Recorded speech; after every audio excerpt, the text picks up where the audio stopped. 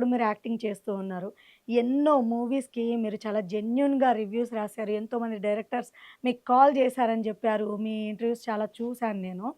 ఇప్పుడు మీరు యాక్ట్ చేస్తున్న సినిమాకి ఫస్ట్ మీరే రివ్యూ చెప్పుకుంటారా? నేను ఫస్ట్ రివ్యూ అనుకున్నాకే సినిమాలో హీరోగా యాక్ట్ చేస్తున్నా.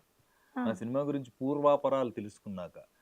ఫస్ట్ నుంచి చివరి దాకా చదివిన తర్వాత, హ్మ్. ఈ క్యారెక్టర్‌కి నేను ఎంతవరకు యాప్ట్? ఈ సినిమా ప్రజలు ఎలా రిసీవ్ చేసుకుంటారు? ఏ తరహా సినిమా ఇది? ఏ వర్గం ప్రేక్షకులు దీన్ని రిసీవ్ చేసుకుంటారు? ఎవరిని టార్గెట్ సినిమా చేయాలి? కథ, కమామిషు ఏంటి?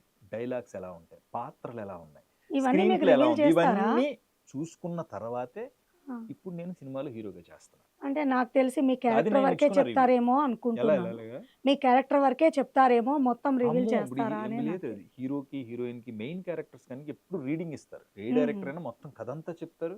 ఎలా నడుస్తుందో చెప్తారు. ఏ హ్మ్. క్యారెక్టర్ ఎక్కడెక్కడ కనెక్ట్ అవుతాయో చెప్తారు. ముఖ్యంగా హీరో పాత్రధారి ఎప్పుడూ అవన్నీ తెలుసుకోవాలి. హ్మ్. నా చుట్టూ ఉన్న పాత్రలేంటో నేను తెలుసుకోవాలి.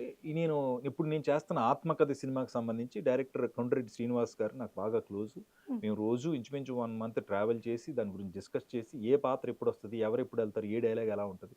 అన్నీ చూసుకున్న తర్వాత నా సినిమాని నేనే రివ్యూ చేసుకున్న తర్వాత చిత్రీకరణ మొదలుపెట్టాం.